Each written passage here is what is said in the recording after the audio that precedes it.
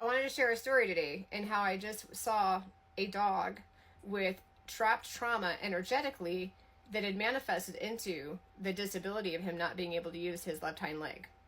Now, I'm an intuitive health medium and I can see energetically where people have trapped trauma, and I can identify where and how it manifested into illness physically on the body. And I just saw it today on a dog. Now, I currently live out of my camper, and this is my view right now on the campground. And these people were walking here, and they were coming up in front of my campground. And the dog's, walking along, limping on his left leg, little 20-pound terrier mix. My dog, 140-pound Cane Corso, barked, and it was a really loud bark. And it scared the crap out of this dog, and he took off running.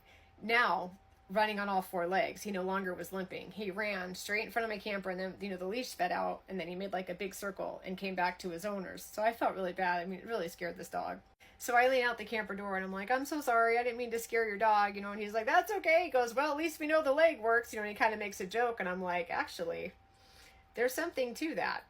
So now my health intuitive abilities take over and I zero in on the dog's energy. So I go out to talk to the couple, really nice people.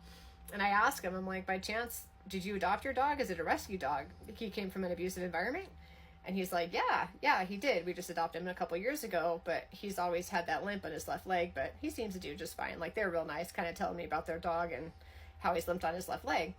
So I say to them, I'm like, by chance, was he in an abusive environment with a woman?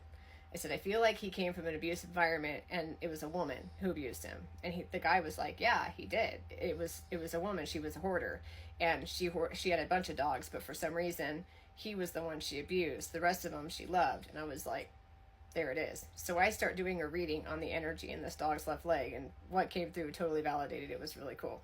So what I say is, I go, your dog came out of balance in that environment. He leaned more into his feminine energy in an effort to feel loved and feel safe, because he was in an environment where there was no love and he wasn't safe. I said, some dogs will shift into their masculine because they would rather feel protected, so they get aggressive and they get mean, and they're more like 3D behaviors of like attack and be mean. I said, your dog shifted into his feminine and became very submissive and allowed himself to be abused because I'm guessing he wanted to feel love, but he didn't want to see the other dogs be abused. So it was like he took one for the team. He would rather be the one that was abused. So he always remained in a submissive, feminine, energetic state in an effort to feel love and basically fill that void that he was not receiving from his owner.